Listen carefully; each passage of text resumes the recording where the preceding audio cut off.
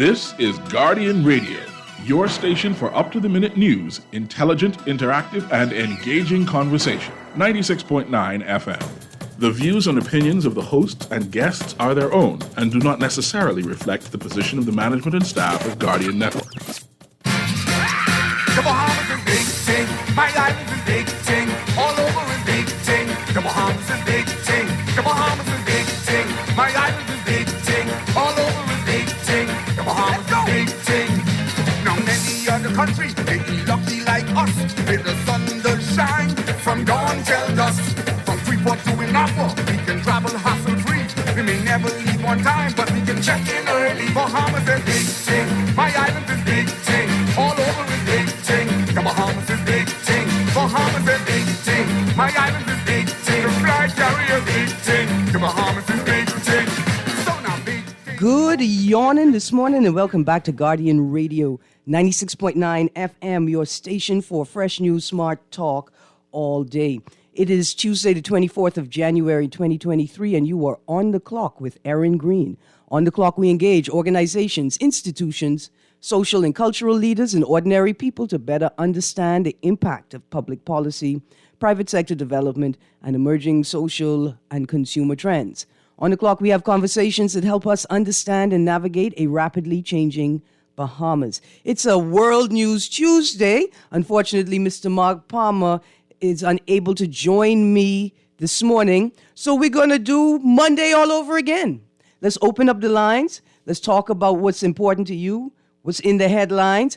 I got some things I want to talk about. I have all the things I didn't talk about yesterday, plus the things I wanted to talk about today, so let's get them in there. Let me give you the numbers to call. 323-6232. That's 323-6232. 325-4316, 325-4316, and 325-4259. 325-4259. The text line, which is powered by BTC, is 422-GR96. That's 422-GR96 or 4796. Good morning and welcome. Oh, dear texter. Dear texter, you make me burst out laughing at the top of the show before I even get to say anything. And for that, we're going to go straight into traffic. Now, there's lots in the headlines. On top of the Guardian, legal wrangling on citizenship. Privy Council set to rule on constitutional provisions, right? In the business section of today's Guardian, a story I want to look at. Water and Sewerage Corporation holds meeting to chart the way forward for 2023 and beyond. Tell me, where do you think they held said meeting? In the Tribune, 3 years with no inquests into police shootings and blood banks in critical state. Man in court over death of Tanisha. That is a 3-year-old child that died tragically earlier over the last week. Anyway, I want to talk about traffic for just a second. Bear with me for just a second. I think we should talk about it because we had another fatality on Saturday, and that follows the fatality in Abaco. Both of these people apparently were riding motorcycles. I think that's important to talk about. The Royal Bahamas Police Force, the Ministry of National Security, the Attorney General's office, the government has not addressed the quote-unquote left on red debacle.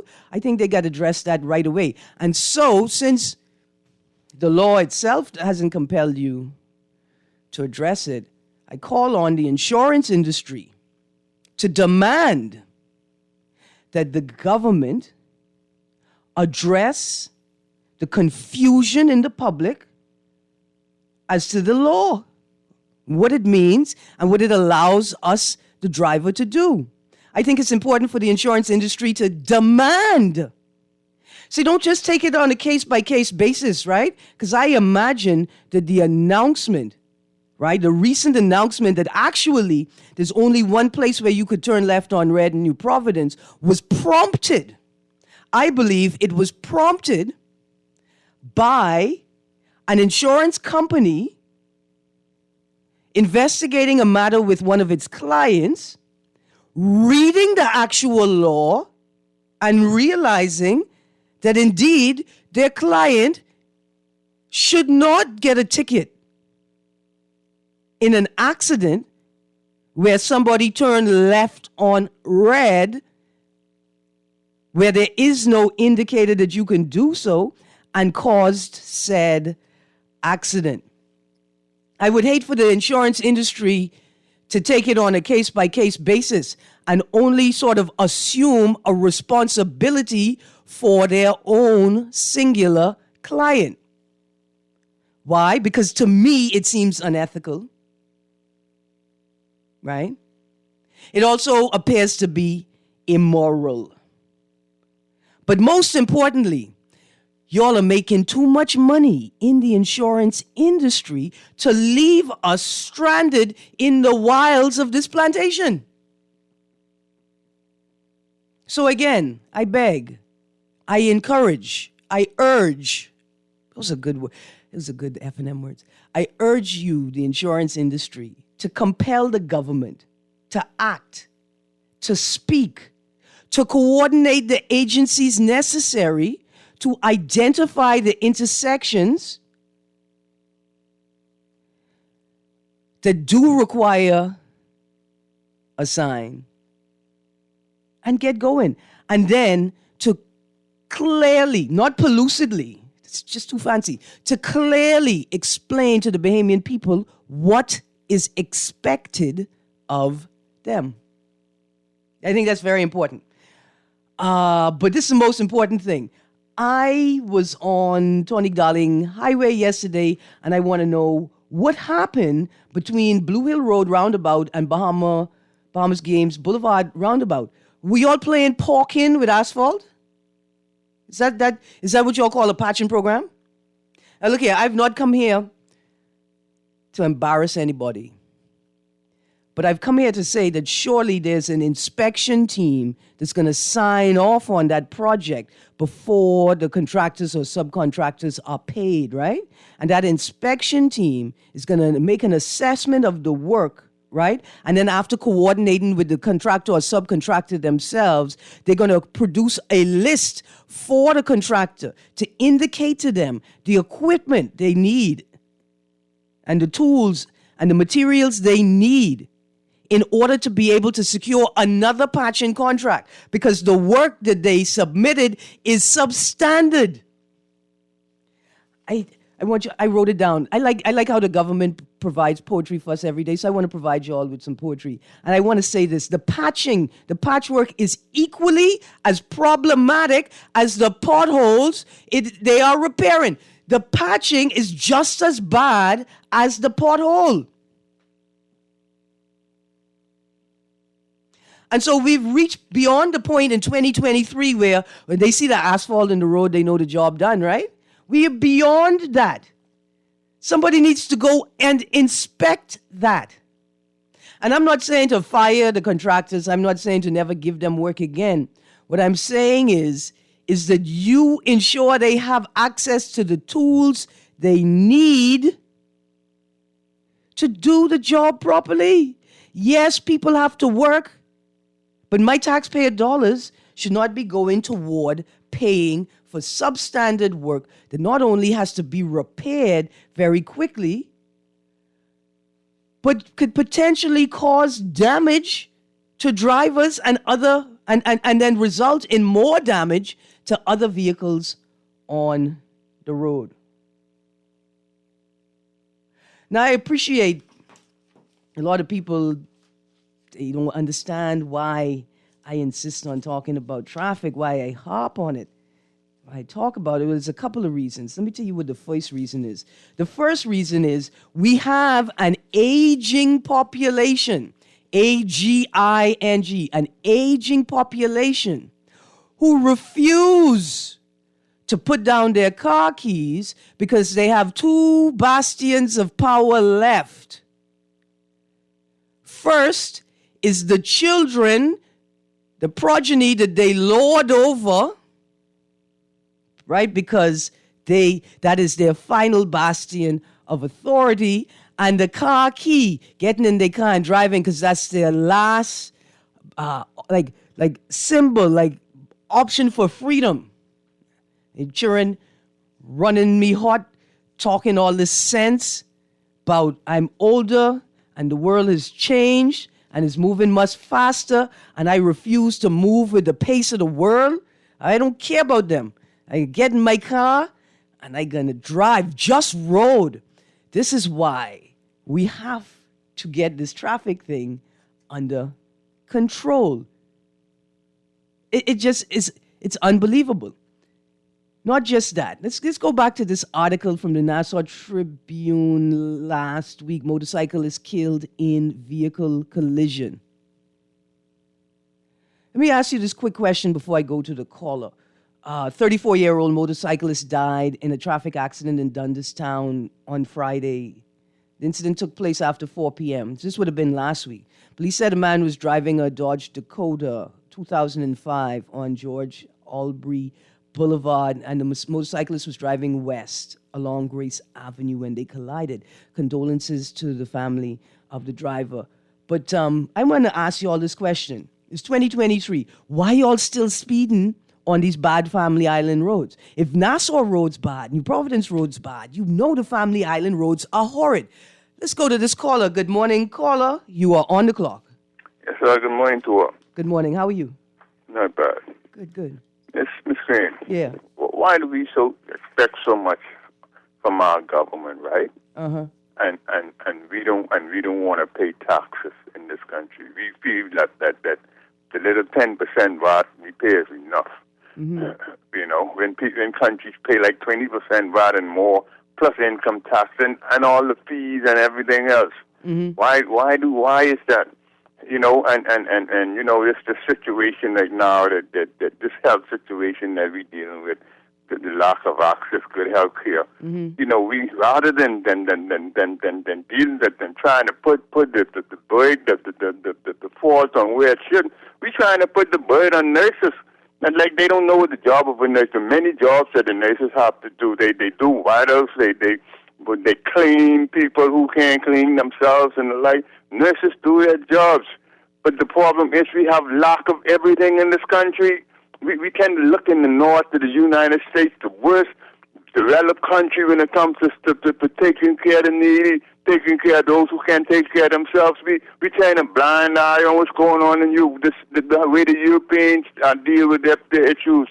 You understand me? We need to stop in this country people who refuse to pay taxes. The people who got this money, who making the money in this economy, they don't want to pay the taxes. Mm-hmm.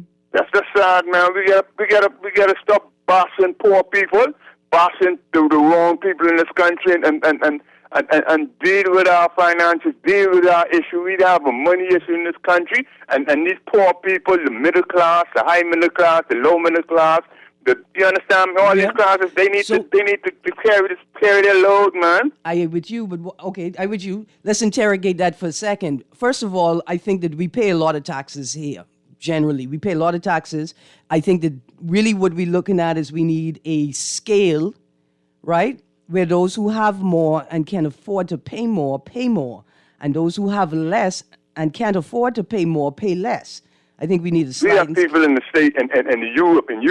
They're taxed like 50% of their salaries, 40% of their salaries. They're not taxed like that in this country. But caller, what I'm arguing with you though is that we are taxed like that. That's a broad statement. Pause. I know it's very broad.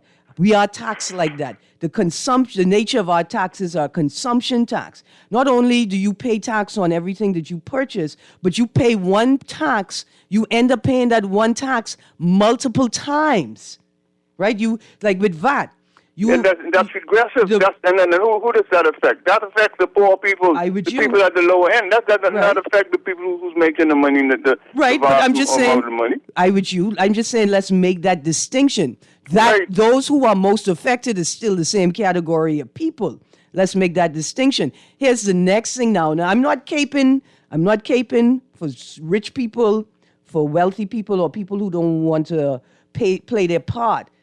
I think what all Bahamians resist, what everybody resists, is not the paying of taxes, but it is the continual paying of taxes with no actual return on investment. Right? So therefore, you got to blame the people in charge. The government. I didn't say I was disagreeing with you. I just want us to interrogate it and flesh it out because you making some solid points. I just want to open them up a little bit. Right? I think that's a solid point that we are not opposed to paying taxes. We are not opposed to the model and the models that you brought to us this morning from Europe and the States. We're not opposed to that. What we're opposed to is seeing a continual rise, right? A continual rise in the tax rate with a decrease, with a continual decrease with what we get back from the taxes, and not just that, with a political rhetoric that's getting louder and louder, that what more you want, what more you expect, what do you expect politicians to do for you? Listen to the rhetoric of our government. They talking about the deficit. What's the deficit? The deficit of some garbage, you understand me, thing you got. Some garbage expenditure that don't meet the needs of the people. This is right. They talk about, that deficit don't be decreasing our deficit, but they ain't getting to do the expenditures garbage. Listen, I with you. I hear you. I just wanted to open it up a little bit for the Bahamian people, right? So they could get a sense of what we're really talking about. But look here, not just you're a woman that schools in Europe. You know Europe is different from this. Yeah, man. United Listen, States, God. We fall in this United States thing. When I was in boarding school, I got my wisdom teeth taken out for free at the age of 19. Yeah. We don't have medical free in this country. We don't have heirs and we have eyes now. But what about dental? Listen, I with you. Come on now. Because just the old poor people in this country can't afford dental care. I with you. Listen, That's let me go. Foolishness, man. Let me go. You made the point, right? And we're going to continue to make the point. Thank you very much. I think it's important to hear the frustration. This caller is not just thinking about himself. He's thinking about the most vulnerable constituents in the country that seem to always be left bare, right? And it's upsetting. It's aggravating, right? I want to read this quote from the Prime Minister. This quote is taken from an article in the Nassau Guardian, week just gone. The headline is Independence Logo and Theme Revealed, right? So this is an article covering the event on Thursday night. This Prime Minister spoke at the event. And I can talk about this a bit with Cecil Nuri on Guardian Radio AM on Thursday. Maybe I get it in on Thursday. I ain't sure, but I want to just mention it now. The Prime Minister's comments didn't sit well with me. I want to read them now, juxtaposed to the caller and what we just talked about, right? He says, as we move forward into our Golden Jubilee celebrations, I invite every person in our Bahama Islands and around the world, every citizen, every resident, and every friend of the Bahamas, as every citizen, every resident, and every friend of the Bahamas, to join me in making two pledges during this Independence year. He said during a ceremony that drew hundreds of residents. Full stop. Open the quote again. Firstly, pledge to participate. Don't just sit on the sidelines watching and leave it to others. Actively participate in at least one independence activity this year, no matter your age or stage of life, no matter how busy you are, how beset by current troubles. Do something meaningful to mark the 50th anniversary. Let me tell you all something. This just offends me. Participate in what? Where's the schedule of events?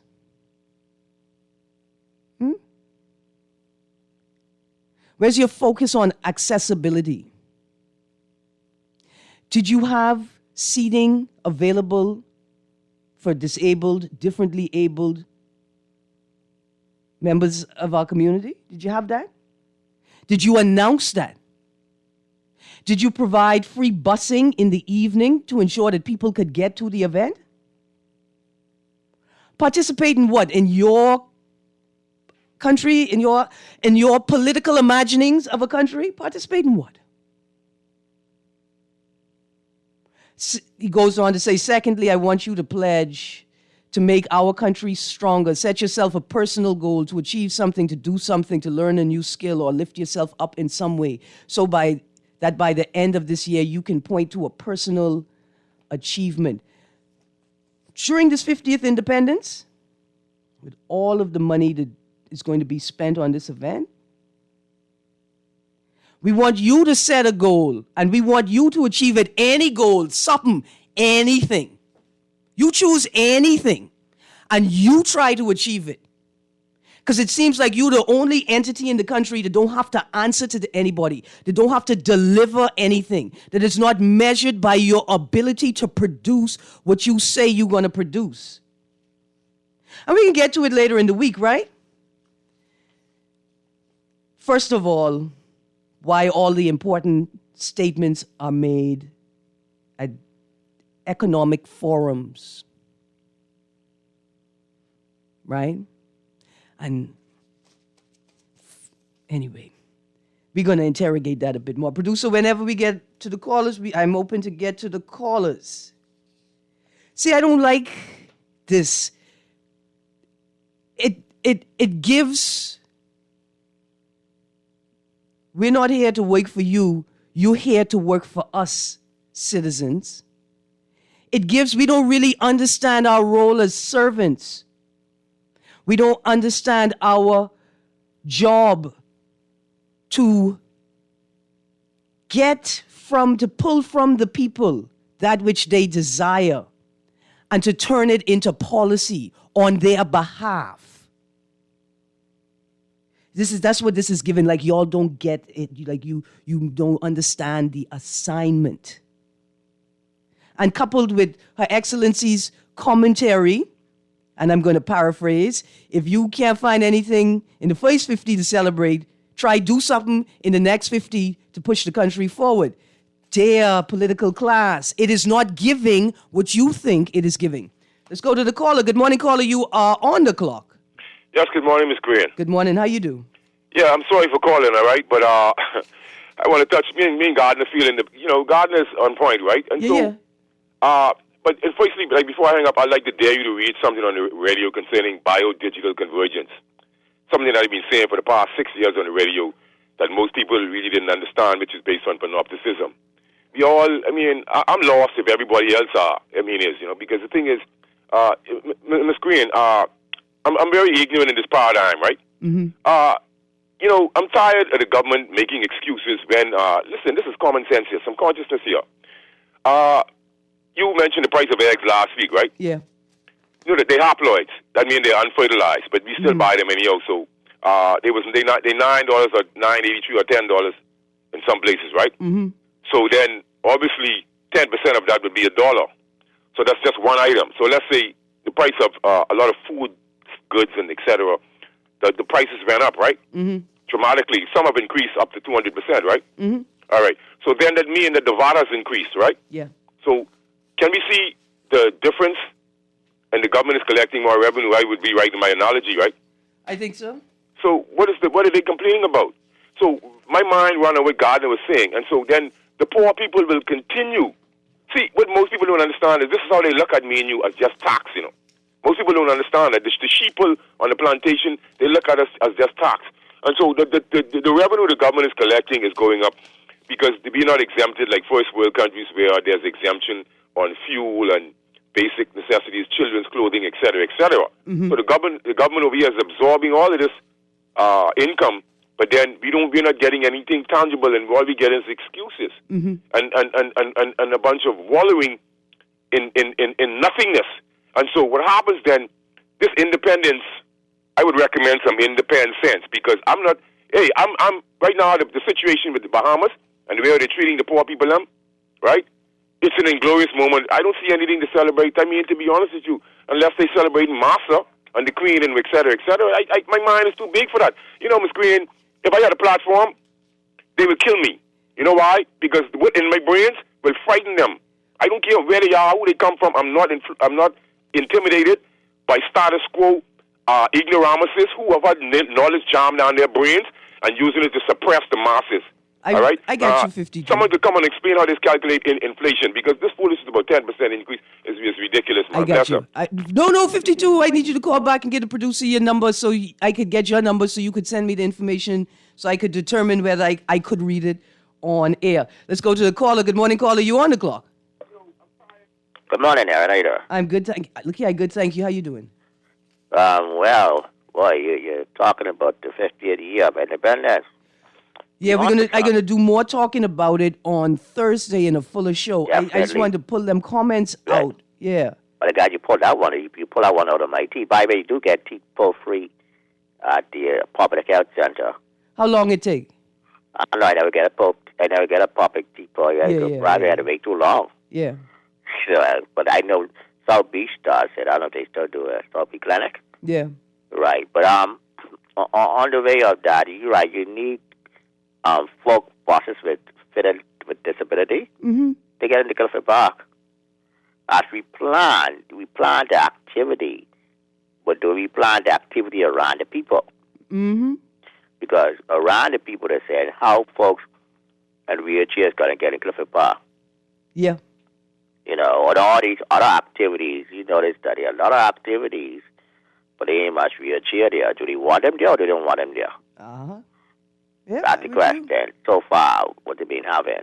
Mm-hmm. One thing I like with the one gentleman used the American system, I like the Canada system. Everybody's involved. Yeah. Everybody's involved in planting. Mm-hmm. And that's a good local government model to borrow. Yeah. The Canadian model. All right. You be in the Canada, you know how the system set up. Yeah, only a little bit. Yeah, but it's set up a little bit. And some of the states in the United States. Mm-hmm. So the United States have local government, different states. But I like the Canada model better. I got you. But this the kind of model we now, as we head into a 50th year, don't just look at celebration. What are we planning for the next 50th year? That's right. Opposition and government need to answer that question for me. Yes, look here. Thank you so much, eh? Have a good day. Yeah, I'm gonna call you because some things are happening. I want you to come on as a co-host. We're gonna sure, talk no about problem. the community. Anytime. All right. Listen, the point you just made. What do you have planned for the next 50 years? Since you all assume that the political class should direct this nation, what do you have planned? When will you share it with us? We can get more into the independence talk on Thursday. You know, what's important is that this concept, this critique doesn't just sit with the Independence Planning Committee. It goes across the political culture, across the governance culture. Will you center the citizen in decision making? Caller, give me 1 second. I got a text here. Sir, we pay more than 10% VAT when include the fact that if we import things, we get double taxed at the point. So technically, we're probably looking at close to 20% now. They don't include other taxes like housing and NIB. Another text. Good morning, Miss Erin Greene. How are you? Why not be the Minister of Transport? You're very intelligent on the subject matter. The roads are poorly constructed and obviously not carefully thought out. One example is the intersection and Soldier Road heading east. Why can't you turn right on the intersection to go onto Soldier Road, but a vehicle can travel in any other direction? I was told during the road works that was about the interdiction of crime. That was about making it easier for the police in chases. That's what I was told. But who knows? I don't know if there's even a policy paper explaining the decisions they made, why they made them, so that following future technocrats and policymakers could have a source material to then begin making decisions from. I don't know. Good morning. We need to pay income tax. People who make $100,000 per year pay the same NIB as someone who makes $30,000 a year. Good morning, caller. Good morning, Greene. How you do? Sparky. How you do? Well, let's Greene, let me tell you something. You know, the last couple of days, if I sit down and talk with you a couple of times, I try to get you on Facebook or something, you already know how to have answer. But I was speaking to one of our old sports legends the other day. Mm-hmm. We hooked up, me and Eddie Ford. Mm-hmm. You know the story about Windsor Field and where it got its name and everything? No. You know Windsor Field used to be a tomato farm? No. Do you know that the king, the king who became the governor of the Bahamas, became Duke of Windsor?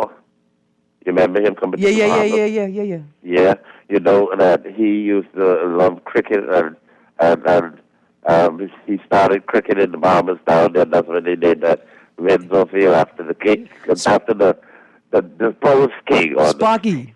Sparky, look here. But I want to say something other than that. Let me get to the point with this independent. But we were talking about... No, what I'm saying is I need you to call in on Thursday on the Independent Show to talk independence. Let me get to your thing. Let me get to your topic today. Let me get there a minute. You know, we were talking about other things, but, you know, there's a lot of Bahamians. And I talk about PLP, diehard at heart, are really disappointed right now with this. But we've been hearing about this independence celebration and everything. And when we look back over the time, like people like myself, who was actually there. I was a young 22-year-old man standing on the western side of Clifford Park when the flag went up. I know the days and the weeks leading up to... Sparky, you gonna be so mad at me. But you know, we said, I about to cut really you, celebrate Yeah. Our Independence Night, July the 10th, this year. I got you, Sparky. We ain't talking about that today. I really want you to call in on Thursday. I can tell you why. You sparked something in me just now, Sparky, when you showing me all the things I don't know about my own country. Right? You sparked something in me because we need to have an independent story trivia we need to have an event where people like you, Sparky, that hold all of this knowledge could come and share it. But not like you writing a book or you giving a lecture. We got to make it more dynamic than that. And I almost even thought of like a game show, like a trivia game show, where the winner is the person who come up with the most unknown local trivia. Anyway, Sparky, you spark. Good morning, caller. You on the clock. Erin, Greene, I hope you're doing well. I am, sir. Thank you. 2 questions. Yes, what sir. major national problems have been solved by the government of the Bahamas over the last 50 years? Mm-hmm. And here are the clear-cut benefits that come to the Bahamian people as a result of these major national problems having been solved. Mm-hmm. Question number 2. Yes.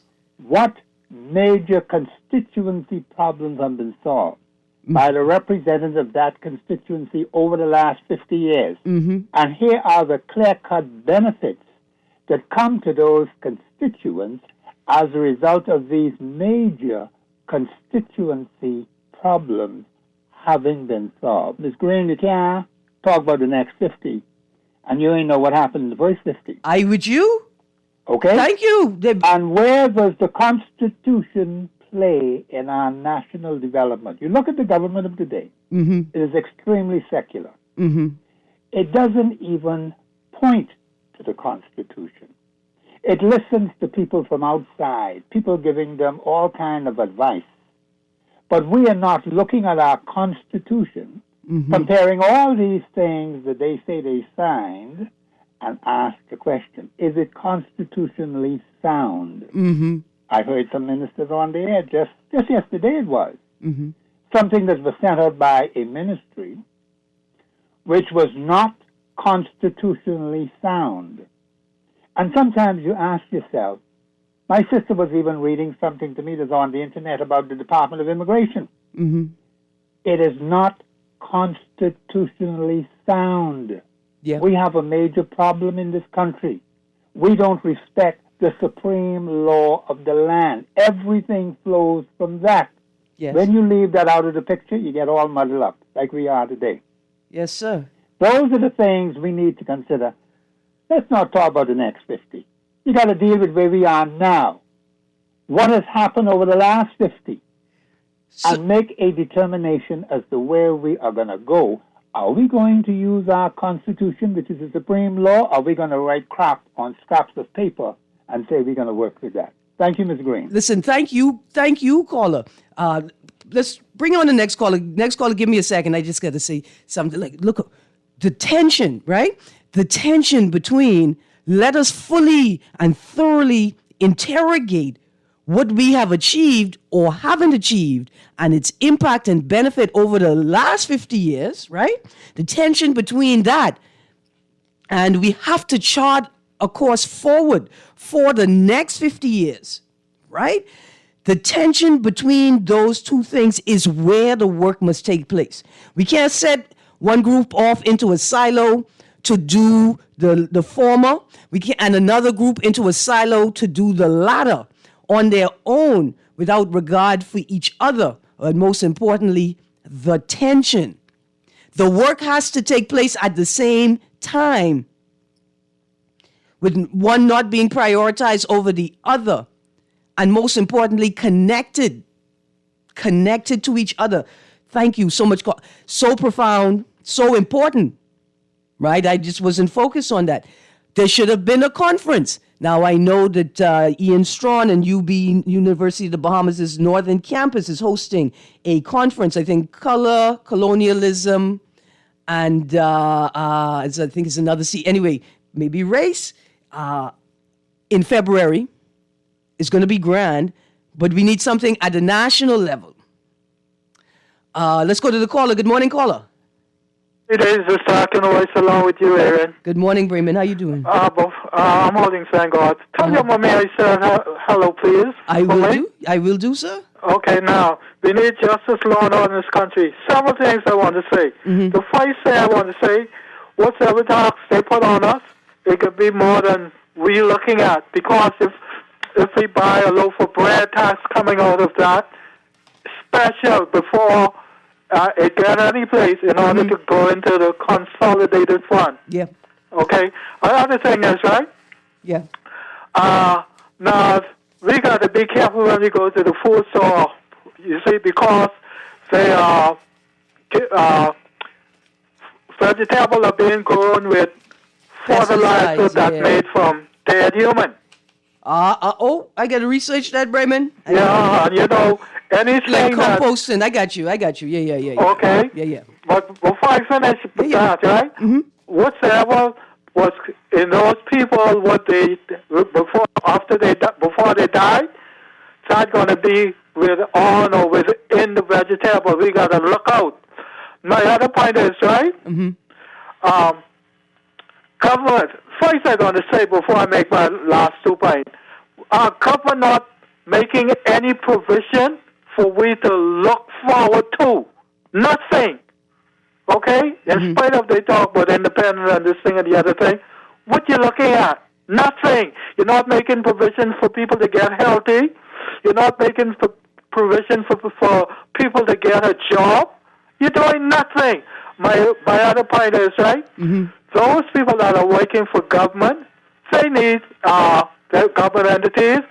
Most of them got to start working because the thing is, I've been trying to get somebody a building control from that time, and I can't reach anybody to speak to have this situation and Spence Street Operations Edition be reconciled.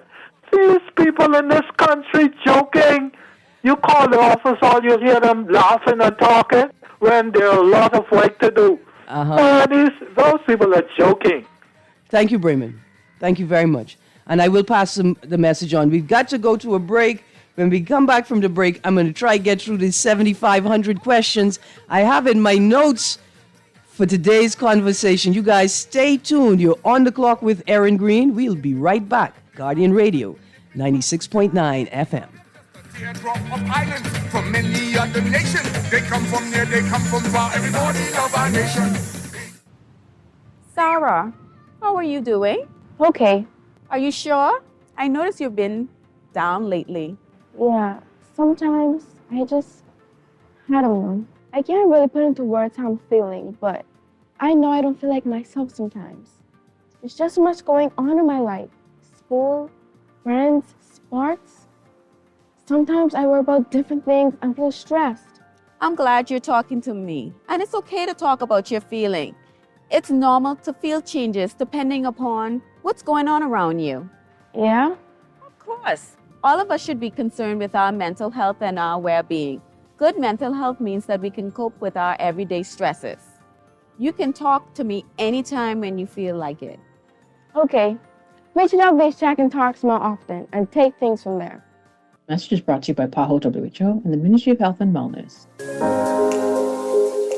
Love the show? Want to give your support? Become a sponsor today. Call 302-2300 for our rates and packages. That's 302-2300. Become a sponsor on Guardian Radio 96.9 FM. Fresh news, smart talk, all day.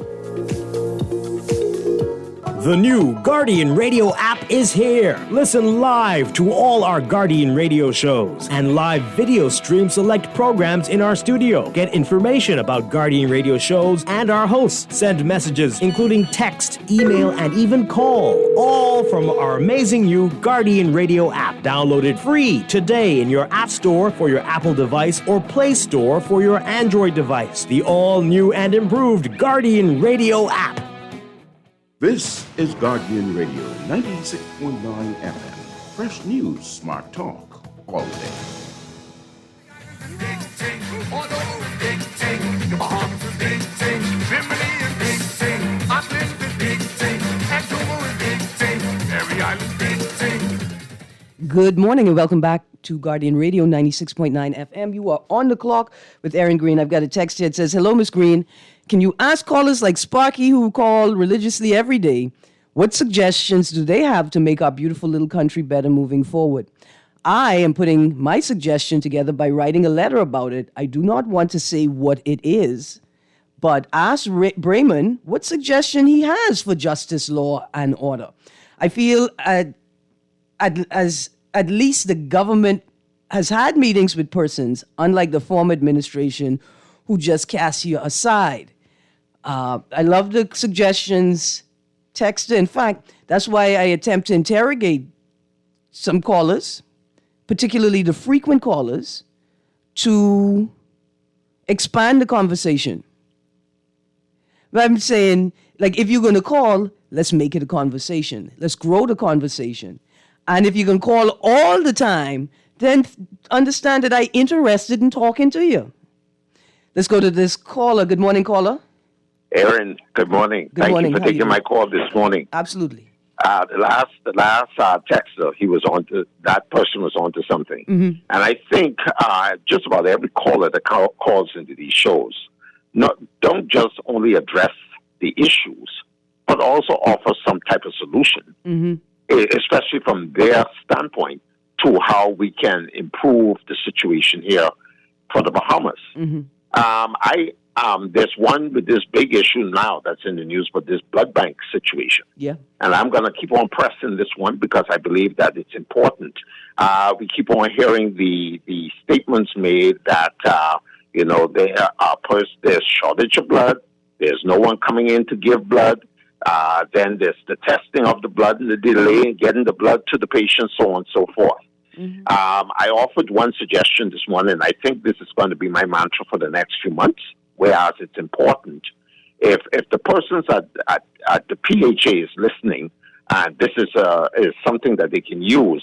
I believe that instead of getting persons to come and donate blood, I've always wondered why is it that they discontinued giving after you give blood. They stopped the Guinness run, they stopped the Vitamin run, and they only give the orange juice run. I need to know why is that. Now, why I'm saying that is because being a regular blood donor, I can tell you, the guys used to come in there because the Guinness was offered. The Guinness helped to build the blood up faster, according to a lot of them. Now, some people may say, well, it's an alcoholic beverage, but it's more of a tonic. I believe that if we were to look back at some of the old things that used to work and try to implement them, perhaps we might get a greater response. My last point before I go would be to, if the blood bank does not have a lab in there that can readily get the blood, test the blood, type the blood out, whether it's A, B, or O, right there on the spot.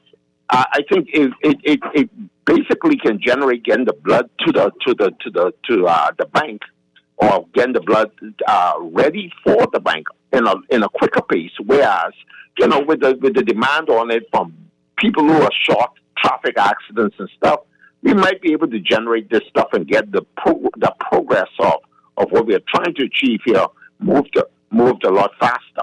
So that's just a suggestion of mine. Get the lab moved into the blood bank. Mm-hmm. Put it right there on the spot, so all this stuff can be done quickly, and see if we can really get the process going a lot faster. Yes, that's sir. my comments for the day. Thank you for taking my call. Continue to listen. Absolutely. Thank you very much, and thank you for sharing with us today another great contribution from our callers. Producer, let's go to that second call. Good morning, caller. Good morning, Erin. Greene. How you doing? I'm good, thank you. How you do? Wonderful. A little concerned though, but what while everybody worrying about the other stuff, mm-hmm. my concern is the sovereign wealth fund of this country that mm-hmm. was established a few years ago.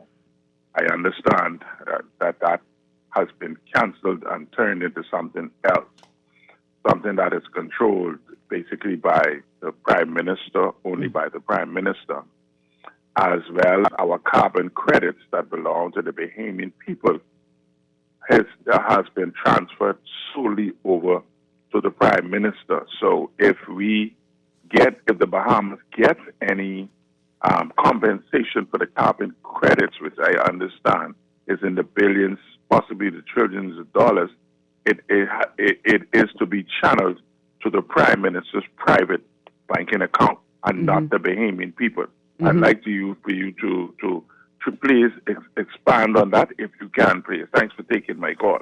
Absolutely. I'm going to have to do a little bit of research on that. I will say what came up in my heart just now as you were speaking is a lot of young people around here have started this sort of mantra if you'd like to make that the Bahamas is not a real place. And I discourage that because the Bahamas must be a real place because I am real. These jokes are real. My bills are real. It have to be a real place. But I put it to you today that the office of the Prime Minister is not a real place. That is the place that's not real. And it may sound like a joke at first. It did sound jokey. But one of our earlier callers, made an excellent contribution about, and the language that he used, he said that our government has become very secular. And he didn't mean like very non-religious, he meant like unconstitution, like you always say, unchurched, like the proximity from the Constitution has become secular and not regarding the Constitution in the policy. Like we didn't even have to think about it. Evidenced by, statements made by the former Prime Minister in the midst of the pandemic, right? And so I put all of that together to say this. Are the activities and functions being carried out by the office of the Prime Minister right now, are they prescribed by the Constitution? Do they fall within the parameters of the Constitution? Do they fall outside of the parameters of the Constitution? What is happening in the office of the OPM, because the office of the OPM, I put to you, is not a real place because it is not properly described by the Constitution, or at least what's happening in there. What is happening in the office of the Prime Minister? What is the deliverables unit? Who do the carbon credits belong to? If I am forced to live in Pinewood that floods regularly, why can't I and other residents of Pinewood receive the carbon credits generated from the blue carbon and green carbon activity in said pond? Where will those quote-unquote credits be placed? Will they be placed in the consolidated fund, or will we create a mechanism to hold them specifically? Will we make the Sovereign Wealth Fund? Oh my goodness. Man, caller, it's just, again, it's just sparking. Y'all just blow my mind this morning. And I still got no minutes left, 1,700 questions left. I guess I'm going to have to get to them through the rest of this week. I wanted to talk about, again, I'm going to say it, Scotia 95%. This is an article headline from the National Tribune last week. Scotia 95% gone online amid lousy service claim. It's another conversation that was taken at Outlook, the business Outlook. It should have been taking place with the Bahamian people, right? But it was out at Outlook. And Mr. Roger Archer, who is He's the managing director and head of the Clearing Banks Association. Scotia Bank Bahamas is managing director. He was like, look, we've already got 95% online engagement. And I just want to remind you, it's because you forced them. Like you literally, it's not like they had a choice, sir. You forced your customers. And you didn't even give them time to protest, which means that you didn't give them time to learn about the new dispensation of services, which means essentially you forced them online, which means essentially that figure means nothing. I want to get into that a bit more. This is just fascinating. There's so much to talk about, and thank you for joining me. And thank you for complicating the whole thing by sharing your thoughts, your ideas, your critique, and your jokes. It's been a wonderful day. Guardian Radio AM with Cecil Nuri is up next. Tomorrow we talk in migration on the Man Down Mashup Wednesday session. And on Thursday, we're going to talk a bit more about independence. Have a great day, Bahamas. Stay safe, and remember, the Bahamas is big thing. Salute on the airwaves. Have a great day, Bahamas.